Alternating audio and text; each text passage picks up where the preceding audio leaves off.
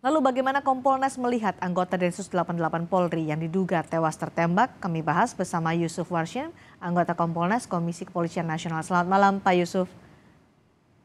Selamat malam Cindy, Apa salam sehat semua. Salam sehat Pak Yusuf. Apa yang ada di pikiran Anda ketika Anda pertama kali mendengar informasi soal ada anggota polisi yang diduga tertembak oleh anggota polisi lainnya?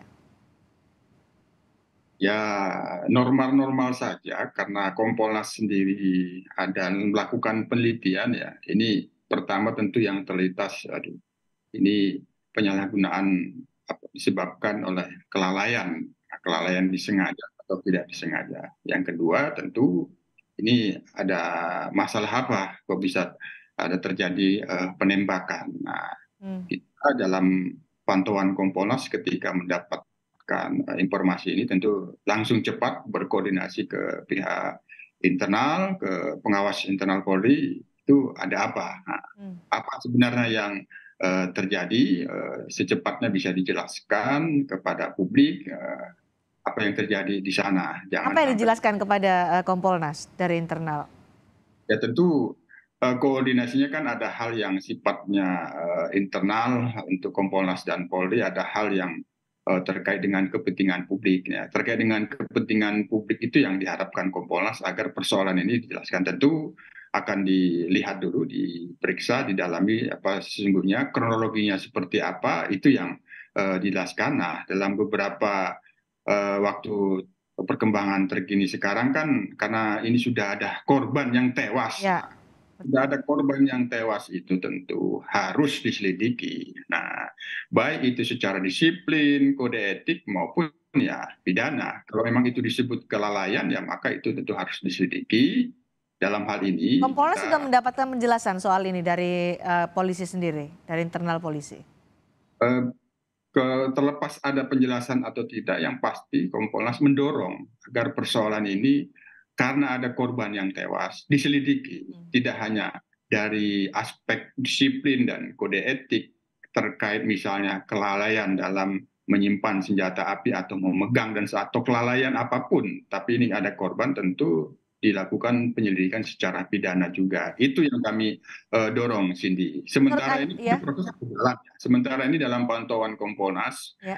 proses pendidikan ini berjalan dan Hmm. kita dorong itu diusut secara profesional, transparan dan akuntabel. Ya Ya, jelaskan saja apa adanya, jangan ada yang ditutup-tutupi itu, Cindy. baik. Kalau menurut Pak Yusuf, apakah ini kelalaian atau ada kesalahan?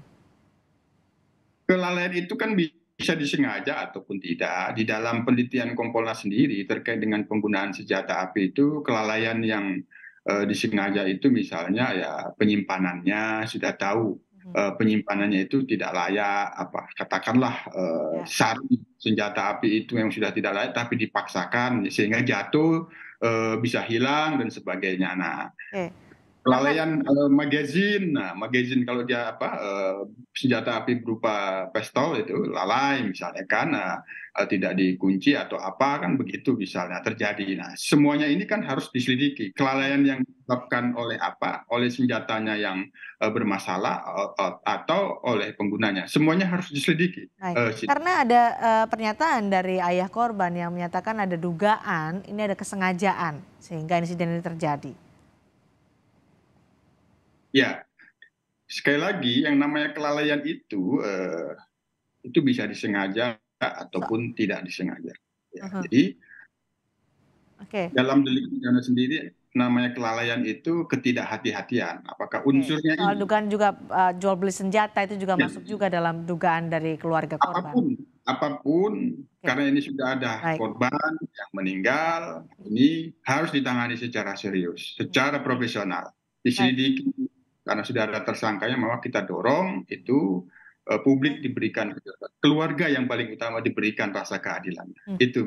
Pak Yusuf, karena tadi sudah disebutkan ada satu korban yang kehilangan jiwa, satu korban jiwa. Sudah ada dua tersangka, tapi sampai sekarang polisi masih belum merilis pernyataan resmi soal kasus ini. Kita berkaca pada kasus beberapa saat lalu yang menggemparkan soal kepolisian, kasus kematian Yosua Huta Barat yang akhirnya diketahui ada Verdi Sambo, Irjen Verdi Sambo yang menjadi pelakunya. Supaya ini berkaca dari kasus itu dan belajar supaya tidak menjadi isu yang sangat liar, Bagaimana Kompolnas mendorong polisi melakukan hal-hal untuk melakukan rilis kepada publik secara terang dan transparan?